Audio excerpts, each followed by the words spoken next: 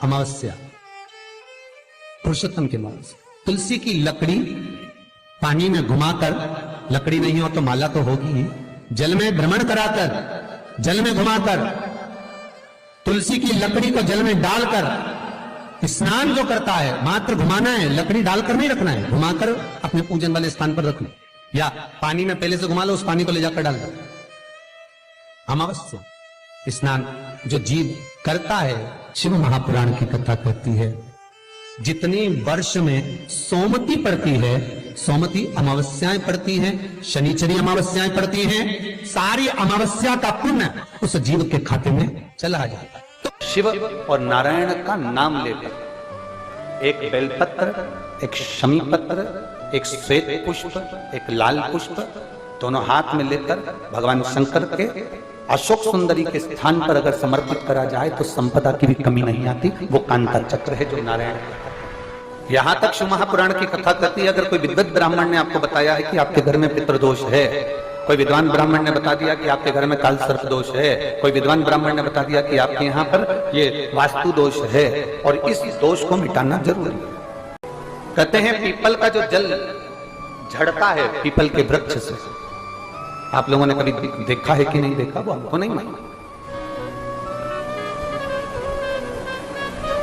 कितना भी अगर कोई वास्तु दोष बता दिया, पितृदोष बता दिया, काल सर्प दोष बता दिया, कितना भी अगर कोई दोष बता दे, तो पीपल का जो जल वृक्ष में से झड़ता है, कभी कभी आप उसके नीचे हाथ रखकर देखना, थाली रखकर देखना, उसमें पत्थर पर देखना, तो वहां पर भी पानी के निशान आपको मिलेंगे, बूंद के निशान मिलेंगे। मात्र उस पीपल के वृक्ष के जल की एक बिंदी, एकमात्र बिंदी, शंकर भगवान का जो शिवलिंग है, जलाधारी है, चरण है, गणेश कार्तिक का स्थान है, अशोक सुंदरी का स्थान है, और प्रत्येक जलाधारी में से पानी बीच में से आकर नीचे की ओर गिरता है, नीचे की ओर गिरता है। यहां से वो नीचे की ओर जो पानी जा रहा है, ये जो स्थान होता है, ये हमारे 3 दोषों को निवारण तुरंत कर देता है। एक हमारा पितृदोष, एक हमारा काल सर्प दोष और एक हमारा वास्तु दोष का निवारण ये तुरंत करता है। नवरात्रि के पहले जो अमावस्या पड़ती है, चावल की कटोरी में एक कपूर का टुकड़ा रख दीजिए, छोटा सा, और कपूर का टुकड़ा रखकर उस कपूर को दरवाजे के बाहर कटोरी में ही, चावल रखी हुई कटोरी में ही उसको पितरों का स्मरण कर कर जला दीजिए। और जलाने के बाद उस चावल को कहीं भी किसी भी वृक्ष की छांव में पक्षियों के लिए डाल दीजिए। शिव महापुराण की कथा कहती है, अगर मान लो पितृ आपको कष्ट दे रहे हैं, पितृ आपको तकलीफ दे रहे हैं, कोई काम नहीं होने दे रहे हैं, या कहीं आपको ऐसा लगता है कि पितरों का दोष है, तो वो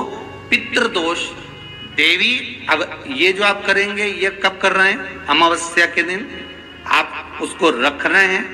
अमावस्या के दिन उसको रखकर रात भर आपने रखा कपूर के साथ में, सुबह एकम पड़ गई, नवरात्रि लग गई, उसी दिन उसको जला। सोमवार के दिन जो अमावस्या पड़े वो सोमती अमावस्या कहलाती है। क्या करना पड़ता है उस दिन? पीपल के पेड़ की परिक्रमा करो, या तुलसी की परिक्रमा करो, या पूजन करो, पाठ करो, कुछ भी करो, पर सोमती के दिन दान करो, पुण्य करो, सत्कर्म करो, भजन करो। तो सोमती अमावस्या का विधान इतना शास्त्र क्यों कहता है कि सारी अमावस्याओं में प्रबल सोमती अमावस्या है? शनिचरी अमावस्या से भी बड़ी अमावस्या सोमती कहलाती है हमारा। तो कहा उस दिन सारे जितने भी ग्रह हैं, जितने भी ग्रह, सारे ग्रह चंद्रदेव के साथ मिलकर भगवान शंकर की आराधना में डूबते हैं, और भगवान शंकर की आराधना में डूबते हैं तो उस दिन जो किया हुआ दान पुण्य सत्कर्म है वो हमारे शास्त्र कहता है सोमती अमावस्या के दिन ये तीनों आहूत पितर वासुक, जहाँ पर घर की कुल की माता पीपल की परिक्रमा करती है, या तुलसी की परिक्रमा करती है, या पूजन करती है, या दान करती है सोमती अमावस्या के दिन, तो ये तीनों को उसका भाग प्राप्त हो जाता है और तीनों तर जाते हैं। फिर उनको पिंड की जरूरत नहीं पड़ती महाराज, उनको तर्पण की जरूरत नहीं पड़ती। इसलिए सोमती अमावस्या का क्रम हमारे हिंदू धर्म में ज्यादा वर्णित किया है। एक बेल का फल लीजिए, उसके अंदर का जो गुर्दा होता है, अंदर का जो भाग होता है, उसको निकाल लीजिए, और उस बेल के फल में आटा सेक कर उसमें शक्कर मिलाकर उसको उसके अंदर भर लीजिए। अमावस्या के दिन सुबह 10 बजे से पहले उसको अपने घर में घुमाने के बाद में जिसको काल सर्प दोष बताया है, पितृदोष बताया है या वास्तु दोष का स्मरण बताया है, घर में सब दूर घुमाकर अपने परिवार का हाथ का स्पर्श कराकर पीपल के पेड़ के नीचे खड्डा खोदकर उस बेलपत्र के उस फल को दाब दीजिए। महाराज केवल एक अमावस्या करना रहता है, पितरों के दोष से मुक्ति मिलती है और हमारे घर के